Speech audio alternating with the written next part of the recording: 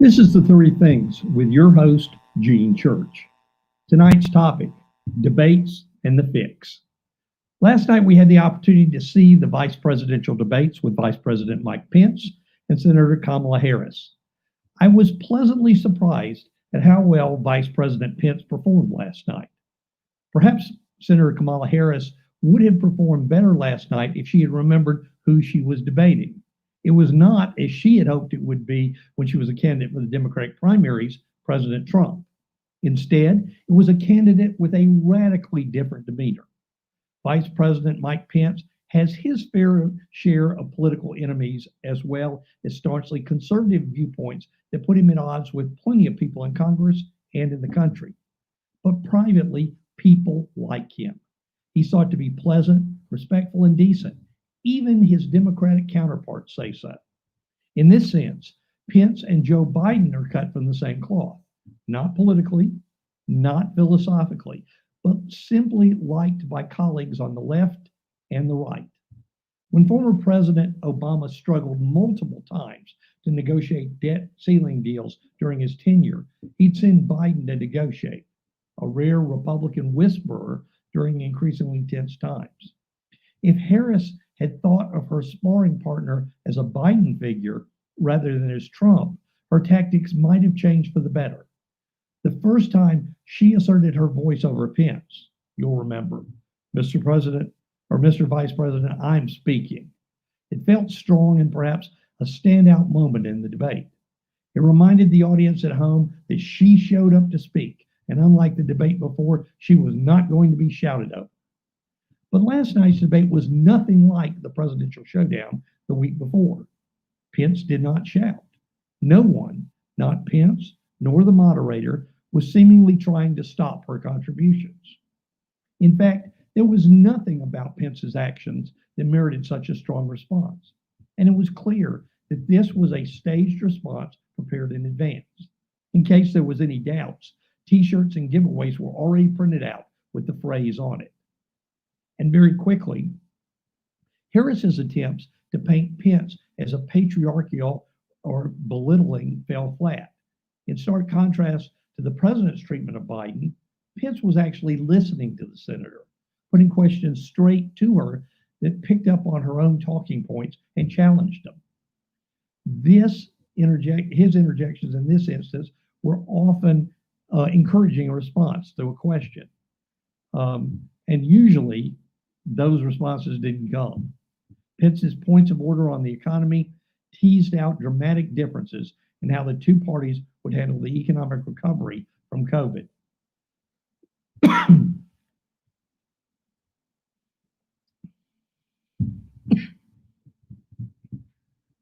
The question to Harris about whether or not Biden was going to repeal his part of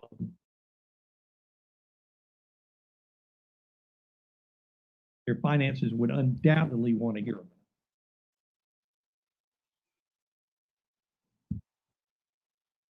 Disappointed with the debates last week in that there was no substance. Pence provided a substantial amount of substance just last night. Robust debate should not be expected, but actually sought out. After Harris first asserted herself, she could have started an exchange, a polite one, fire for fire, challenging the president's spin or vice president's spin in a pointed and direct way. Instead, her repeated rejection of conversation made her look by the end unprepared and unwilling to give direct answers. The presidential candidates each needed something unique from their VP pick last night. Trump needed Pence to return some of the fragment of stability and respect to the debates, while Biden needed Harris to get behind his more moderate proposals, in contrast to what she advocated for in the primaries when she was running for president. On these counts, both of the speakers rose to the occasion and did their jobs well.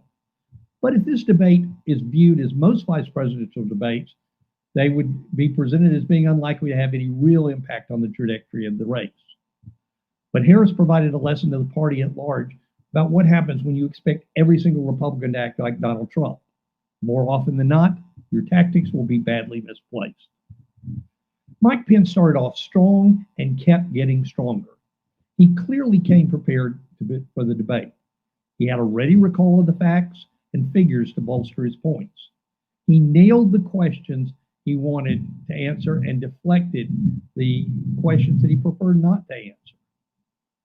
While he let several zingers fly, he stayed calm and steady, pushing back at what he perceived as unduly false statements without the constant interruptions of the Trump-Biden debate. He spoke slowly and left few cards on the table unplayed. He was nice, firm, decent, and likable. He made a strong case for Trump's foreign policy being effective and Biden's being one of decades of failure. He had Kamala Harris on the ropes about whether she and Biden would raise taxes on Americans on their first day in office. He effectively showed the country her refusal to openly support court packing, a position she had previously supported. And he contended that Biden and Harris were giving contradictory statements on whether fracking would be allowed.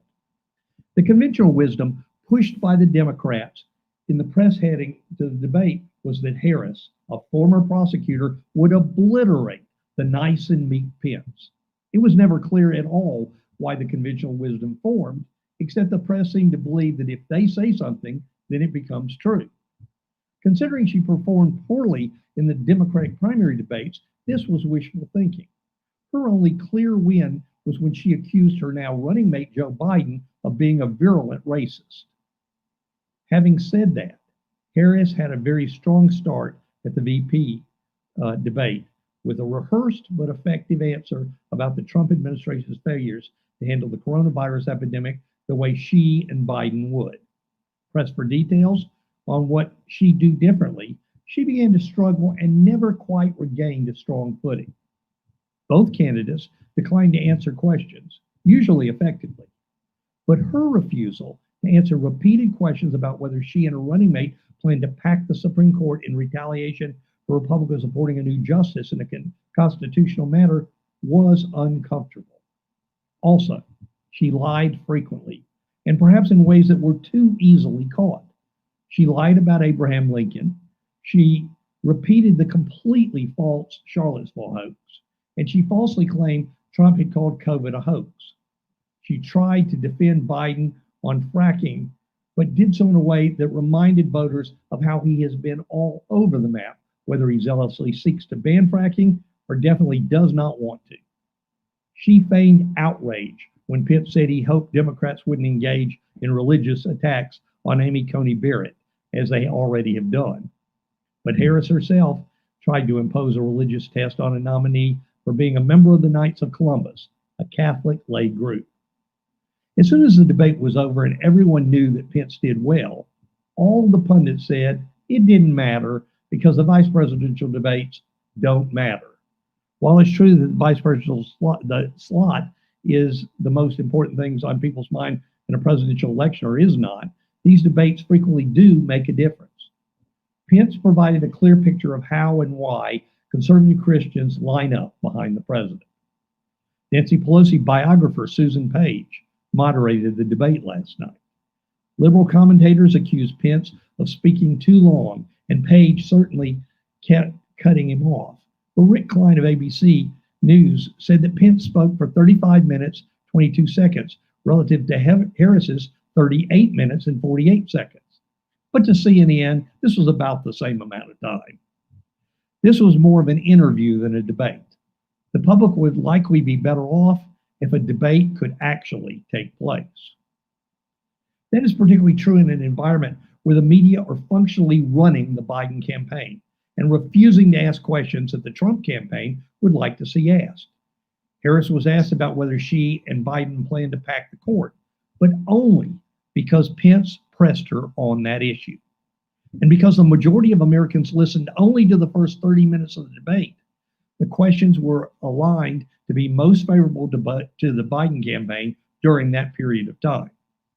It was Pence who brought up Biden's involvement in the false and damaging Russia collusion hoax that the country was just put through over the last several years. Pence raised the issue of impeachment, an act by Congress they do not want to discuss and one that had clearly backfired. Nevertheless, the range of topics was fairly good. One of the problems with the media being so uniformly in support of the Democratic Party and its goals, is that nearly all the questions posed in the debates are loaded with false assumptions. The first question to Pence, for instance, was the claim that the U.S. death toll was worse than almost any other wealthy country on earth. The U.S. case fatality rate of 2.8% is below Italy, United Kingdom, Belgium, Sweden, France, Canada, Netherlands, Spain, Switzerland, and Germany, something that the media rarely tends to mention. When Page asked Harris about whether she'd take a vaccine, she neglected to mention that Harris had made anti-vaccination remarks just a few weeks ago. Page couched a discussion on the economy in a claim that the economy is not recovering. Quote, Vice President Pence, your administration has been predicting a rapid and robust recovery, but the latest economic report suggests that that's not happening, end quote. In fact, the latest estimate from the Atlanta Federal Reserve is that the third quarter GDP growth will be more than 35%, the largest in history. Next question, do you believe that climate change poses an existential threat, unquote, was the general tenor of the type question she would ask. She highlighted that President Trump blames China for the coronavirus as if there's some kind of dispute as to where the coronavirus came from and that it was mishandled by China. Instead of asking Harris for her support of abortion through all 9 months of pregnancy and for suing nuns to force them to pay for abortions, Page took on a far friendlier, quote, would you want your home state to enact no restrictions on access to abortion, unquote. Page didn't ask Harris about supporting a bailout fund for rioters. More egregiously, a question about the peaceful transfer of power was posed as if this was a concern for Trump, even though it is the resistance who, by definition, has fought the 2016 election's legitimacy for nearly 4 years now. Pence was asked a tough question about things that Trump had said and done, and that is appropriate and good. It's also appropriate and necessary for Biden and Harris to be asked tough questions about their views.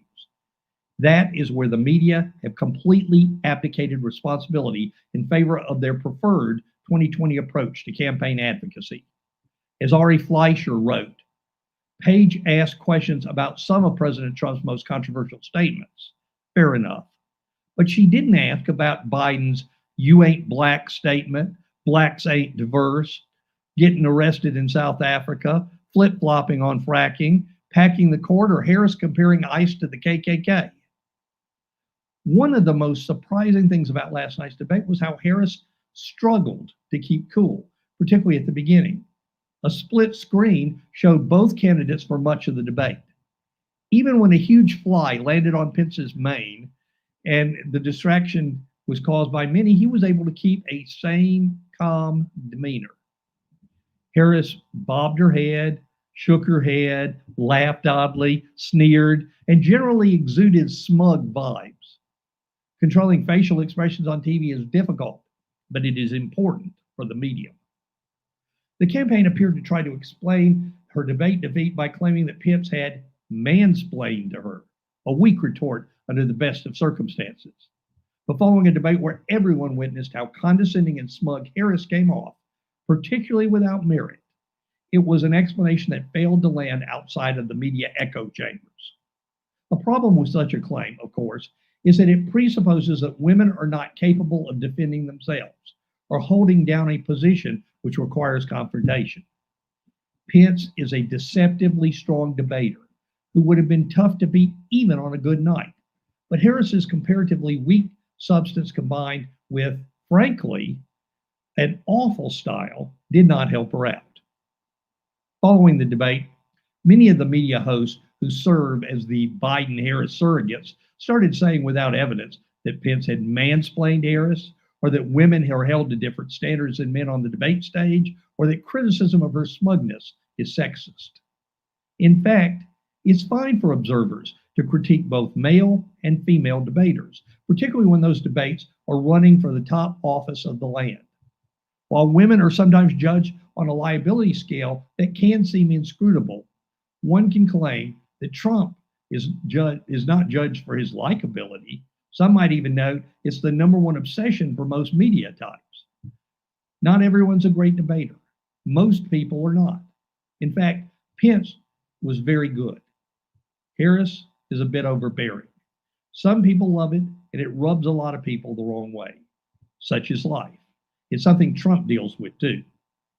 Harris could improve her performance by lowering the temperature on her condescension and developing more substance behind her brashness. This morning, we learned from the Presidential Debate Commission, a supposedly impartial commission, but filled with Democrats and never Trumpers. They declared that the next presidential debate next week will be virtual. This made the decision, apparently, without discussing it with the candidates. This is unfortunate because President Trump, appearing on Fox Business with Maria Bartiromo this morning, made it clear he would not be debating under these terms and would hold a rally instead. He has made clear that he does not trust that Biden would not receive off-camera assistance and that a debate should have the parties in the same room. Biden is now scrambling to set up a few people to talk at that time, but can count on his allies at the press to carry his own town hall with no scan of the audience. They don't want to see the tens of people that will be there. Tomorrow, President Trump will be host of the Rush Limbaugh Show, holding the largest town hall in radio history. It'll be a great opportunity to reach out to the base and effectively get his message out there. President Trump has had to deal with the most openly biased attacks from institutions faced by any prior presidential candidate. The institutions are determined to take him down. Thankfully, Trump is good at fighting with his hands behind his back. For the three things, I'm Gene Church.